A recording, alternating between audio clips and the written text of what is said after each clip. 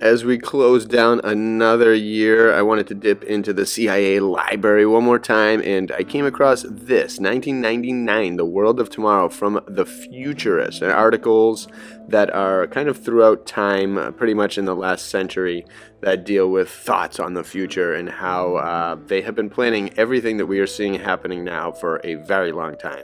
How they slow bleed us with technology, they kind of leak out what they've already had, what they've already discovered as if it's new to the masses.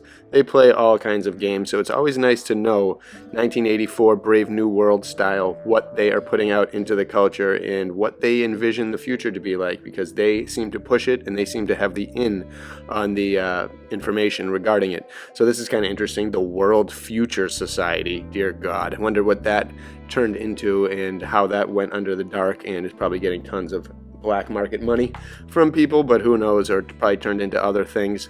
I have no idea. I'm not going to dig that deep, but I will include the link to this CIA article and compilation because it's pretty sweet. But one in particular, one article that I really wanted to focus on is this one that says, "You Will Think This Is a Dream, a 1915 Vision of Tomorrow" by Charles P. Steinmetz. So this was forecasting things that are pretty interesting, and it was occurred in a September 1915 issue of the Ladies' Home Journal. And this guy was considered one of the greatest scientists and inventors of his time, this Steinmetz guy. So I'd have to look into him to see a little bit more. But either way, this article is very interesting, especially as we curl into a new year, and we have just, again, every year, every few years, a new whole era begins. And so we're in another one now in this post-COVID world, and where truth is kind of exploding and the people are trying to cover it. So let's see where these predictions ended up going. I think it has a lot of different predictions on all different kinds of areas of life, and as a result, I'm also, or to go coincide with these with this reading, I'm going to show some different artwork and things gathered that are predictions throughout time. There's like a bunch of early 1900 French postcards that predict the future, some 1800 stuff, and more. And I'll even show at the end the whole PDF of this entire book where this article came from. But here we go. I want you to read this article, and I'll chime in from time to time as well. So here we go. "The time is coming when the cost of electricity will be infinitely lower than now." They were off on that one. "And when that time comes, it will revolutionize all our domestic life." Until the Biden era. "First of all, when electricity becomes universally used, it will be against the law to have a fire of any kind within the city limits." Oh, they're going for that. "The government will not allow fires because they are dangerous, dirty, and insanitary. Dangerous because of conflagrations, dirty because of handling the coal and ashes, and insanitary because of the smoke and gases in the air. No fires will mean no cellar furnaces, no kitchen ranges, no illumination by gas, no steam power plants, no gas engines." Wow, they've been planning this for a long time. "When we use nothing but electrical power for heating as well as for other purposes, the supply will come through transmission lines from big central stations of many million horsepower. These stations will be located wherever power is available, such as the waterfalls, coal mines, and oil and gas wells. This will do away with the wasteful process of hauling coal from the mines to the relatively small powerhouses scattered all over the country. It may be that at the coal mines, instead of taking out the coal and burning it in the way we do now, steam power will be generated in the mine itself by setting the coal in the veins on fire. No, this is not beyond the dream of possibility. It has already been seriously proposed by an eminent English scientist." Remember, this is 1915. "Startling will be the changes effected by such a supply of electricity. At present, when we wish to keep warm in cold weather, we use a furnace fire, steam heat, stoves, open fireplaces, and other unsatisfactory and insanitary methods." I'm surprised they didn't mention climate change. "At other times in the year, when the temperature is above normal, we are helpless and have to suffer. As a matter of fact, when the weather is very cold, our extremely crude method of heating does not give us a desirable and uniform temperature, and besides, we are bothered by dirt and ashes and by gases and the nuance of taking care of fires. Nothing could be of more trouble than a furnace fire, because the heat energy from coal is very difficult to control. It takes much time and attention to keep the fires regulated." Are you getting that, Europe? Now that they cut your things and you guys went back to coal? Whatever. What a mess now it is. To think about this in 1915, these thoughts, and where they were then, and where we are now, 100 years later. "Heating and cooling our houses at will. When heating is done electrically, if I want 70 degrees in my home, I shall set the thermostat at 70 and the temperature will not rise above that point. This temperature will be maintained uniformly without regard to the temperature outside. If it is very cold, electric heaters will hold the temperature at 70. If it should be 90 or 100 degrees outside, the same electrical apparatus will cool the air inside. In this way, we shall have a uniform temperature in our homes throughout the year. Besides temperature, we have to suffer from humidity or from dryness of the air. This is especially true with the present-day furnace. With electric equipment, we shall be able to control this and have the humidity normal at all times. This electric equipment will have an absolute automatic control of both temperature and humidity. Ventilation doesn't exist in the average home today. At present, we have to depend upon the windows and doorways, or we turn on an electric fan to blow the bad air out. When electricity is developed, we shall have apparatus that will destroy the bad air, bring fresh air into the home, and when the air outside is not sufficiently invigorating, automatically arrange a distribution of ozone. We shall constantly have good, fresh, pure air indoors. So I wonder also if this how much of this is prediction, just kind of logically assessing where the technology at the time is going to go, or if some of this is in the know, putting stuff out there. If this guy knew about these technologies that were hidden and taken from the past and that they were going to be slowly leaked out and slowly brought upon the public. If he knew that, then he'd be getting all these right. So, is it Nostradamus style and all that kind of stuff? Is he tapping into the source and figuring this out? Or since these are from the CIA papers, is it something a little more planned than that? When we shall cook on the table, of course, there will be no more coal or gas kitchen ranges. All cooking will be done by electricity. A great deal of our food will be cooked on the table, so that with the elimination of the coal stove, the kitchen will be very small, compact, and efficient. Cooking by electricity will be very much more satisfactory and under perfect control. By adjusting the regulator, the food will be perfectly cooked automatically. For example, should the directions for baking a cake call for heat at a temperature of 280 degrees for 45 minutes, you would simply adjust your regulator to 280, 45, and automatically the heat would rise to the temperature indicated and automatically turn off at the expiration of the time. Hearing concerts in our homes. The telephone will be improved. If we want to hear a concert, we shall not have to go out in the crowd and sit in an unventilated room. God forbid you experience a concert full steam. By means of the improved loud-speaking phones, we may listen to the concert in our homes. That will mean that unlimited numbers can listen to such concerts, even if they are living many miles away in small cities and villages. I do love this invention of music and easy music. With wireless telephones, if a great singer should be singing an opera in some European capital, we should be able to listen to this opera in our own libraries in America. The new telephones will make it possible for millions of persons in moderate circumstances to hear the finest concerts in the world without crossing their thresholds. The internet. Had this already been wargamed, thought up, discovered. With the motion picture and the talking machine perfectly synchronized as they will be, it will not be necessary to go to the theater for our amusement. These machines will be made for use in the home. We can have the best and finest productions in this way. Both the films and records will be greatly improved. Automobiles and cellars. For local transportation, the majority of people are now dependent upon rapid transit systems or trolley cars. These require subrays, elevated structures in the heart of the city, rails in most of our streets, and almost an endless amount of noise. The automobile is very convenient. When fires are not allowed within city limits, electric automobiles, bicycles, and tricycles will be developed, and on account of the low price, will be available to almost everyone. Yep, and they work in winter too. I bet a lot of people are figuring out that now, that Teslas and electric vehicles are garbage in the winter. And most of the other time. These electric cars will be kept in our cellars or basements, where now we keep the furnace and the coal and ashes. We shall have a driveway going right under the house, and this will make a convenient place to store our cars in. From the big family or touring car to the small bicycle or tricycle, this will eliminate the need for garages. While the cars are in the basement, they will have their batteries charged. Jeez. Oh my God, these pipe dreams. Evergreen trees will grow in our cities, or on pipe dreams, or do they know what's coming? Maybe this failure of electrical vehicles is intentional for something else coming down the line. You never know. Evergreen trees will grow in our cities. All these changes in our domestic life will revolutionize the appearance of our cities. In the first place, cities will become sanitary. No dirt, dust, or smoke will be possible. Hey, anyone out there in Chicago and New York and Portland and all those places, is it clean? Are you guys clean in there? Doesn't seem that way. The streets will be beautifully clean. There will be no reason for dust or dirt.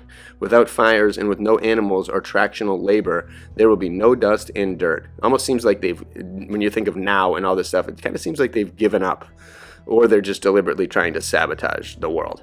The atmosphere will be perfectly clear. Today, it is bad enough in the city when only anthracite coal is burned, but in places where soft coal is used, the people cannot see the sky on account of the smoke and gases in the air.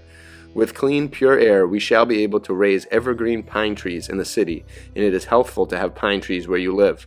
There are no pine trees in cities now. All trees are deciduous. The reason for this is that trees and all plant life need air, the same as human beings. With an evergreen tree, the needles are the leaves or lungs. The dirt, gases, and smoke that we now have in the air of our cities clog the breathing spaces in the needles, and in a few years the tree dies from suffocation. Evergreens have only one set of needles. The deciduous trees have a chance to live in cities because their leaves or lungs drop off each autumn and they get a fresh set each spring. That is their only salvation.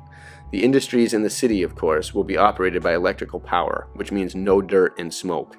The tendency will be to move all industries as near the source of supply of raw material as possible, the same as the powerhouses will be moved to the various sources of power. Wow. So a little off, a little accurate, and a little kind of like they tried and now they're just giving up. Who knows what these people have in store for us.